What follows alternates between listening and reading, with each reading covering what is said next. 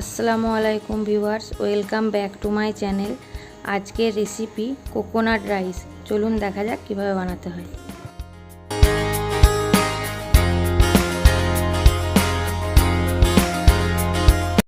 আমি একটা কড়ার মধ্যে বেশ কিছুটা জল গরম করতে দিয়েছি। এরপরে জলের মধ্যে 1 চামচ নুন দিয়ে দেবো, একটা চামচ দিয়ে একটু নেড়ে দেবো। জলটা আমাদের ফুটে গেছে। এরপর এটার মধ্যে আমি 1 কাপ বাসমতি চাল আধ ঘন্টা ভিজিয়ে রেখেছিলাম, দিয়ে সেটা ছেঁকে রেখেছিলাম, সেটার মধ্যে দিয়ে দেব। দিয়ে একটা চামচ দিয়ে হালকা করে একটু নেড়ে দেব। ভাতটা আমার রেডি হয়ে গেছে। আমি এটাকে এবারে একটা ছাঁকনির মধ্যে ছেঁকে নেব। আমি এটা ছাঁকনির মধ্যে ছেঁকে দিয়েছি। এবার এটা একটু ঠান্ডা করে নেব। আমি একটা কড়া নিয়ে নিয়েছি। এবার এটার মধ্যে কিছুটা তেল আর 1 চামচ ঘি দিয়ে গরম করে নেব। এরপর এটার মধ্যে 2টো শুকনো লঙ্কা, 1 চামচ জিরে, 1 চামচ সর্ষে, কিছু কারি পাতা দিয়ে সব কিছুকে একটু ভেজে নেব। এরপর আগে থেকে সেদ্ধ করে রাখা কিছুটা বিরির ডাল ও কিছুটা ছোলার ডাল দিয়ে এটাকেও ভালোভাবে একটু ভেজে নেব।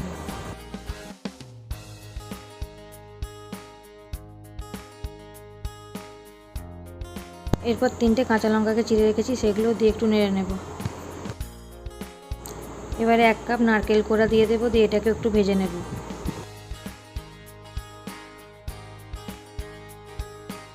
এরপর কিছুটা রোস্টেড বাদাম দিয়ে দেব। এরপর কিছুটা আমন্ড বাদামের কুচি দিয়ে দেব, কিছুটা কাজু বাদাম কুচি দিয়ে দেব, আর সামান্য একটু নুন দিয়ে এগুলোকে একটু ভালোভাবে ভেজে নেব।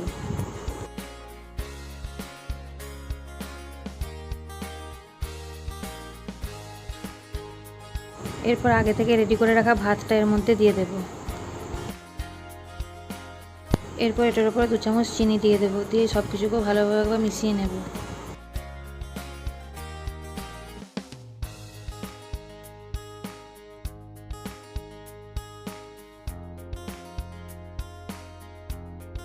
এরপর ওপর থেকে কিছুটা নারকেল কোড়া ছড়িয়ে দেব।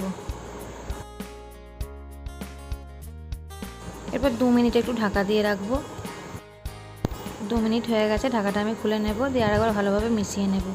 তাহলেই আমাদের কোকোনাট রাইস রেডি করা হয়ে যাবে।